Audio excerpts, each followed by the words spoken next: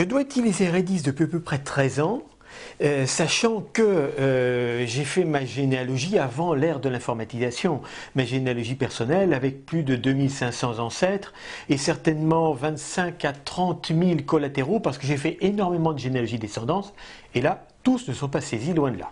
Pourquoi cette intervention? Je pense que j'ai toujours été un petit peu frustré du fait que la plupart des logiciels de généalogie étaient essentiellement conçus pour des saisies de généalogie ascendante, alors que je fais beaucoup, voire beaucoup plus, de généalogie descendante qui font appel à d'autres méthodes et une autre façon de travailler, et en tous les cas qui demandent, à mon sens, d'autres modes de saisie.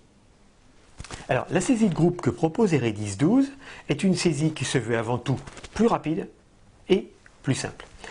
C'est une saisie qui est particulièrement adaptée, notamment en généalogie descendante, dans tous les cas où on rentre d'une séance de recherche en archives ou d'une séance d'interview d'un vieux cousin ou d'une vieille tante, et où on arrive avec plein d'éléments, plein d'individus nouveaux à rentrer, à saisir, individus sur lesquels on va avoir souvent très peu d'informations.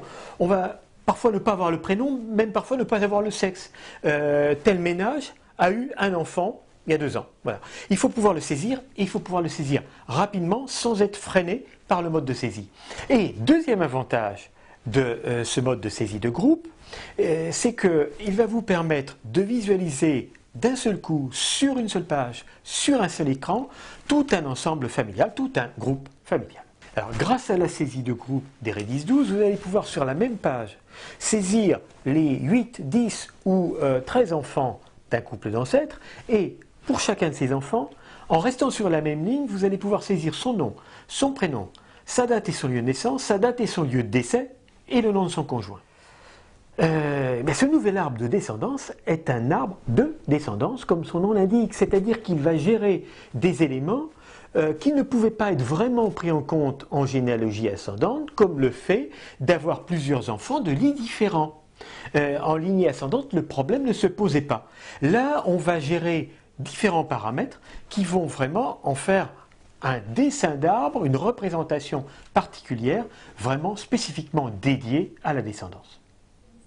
Alors, Redis 12 propose effectivement de gérer des individus en individus dits secondaires. C'est une possibilité, on n'est pas obligé, mais ça présente à mon avis beaucoup d'avantages parce que quand on agit toujours en généalogie descendante, on va se retrouver, surtout sur l'Ancien Régime, compte tenu de la mortalité infantile de l'époque, avec énormément d'individus qu'on n'a pas envie de voir figurer partout. Parfois, il faut simplifier nos tableaux généalogiques. Parfois, il faut simplifier nos noyaux familiaux. Eh bien, on pourra déclarer que tel individu qui est mort à 2 jours ou à 3 mois, ou que tel individu qui ne s'est pas marié ou qui n'a pas laissé de descendance, qui n'a pas fait souche, sera considéré comme individu secondaire, c'est-à-dire qu'on l'a saisi, il figure dans notre base d'information, mais on ne va pas le faire figurer systématiquement dans tous les documents qu'on va éditer.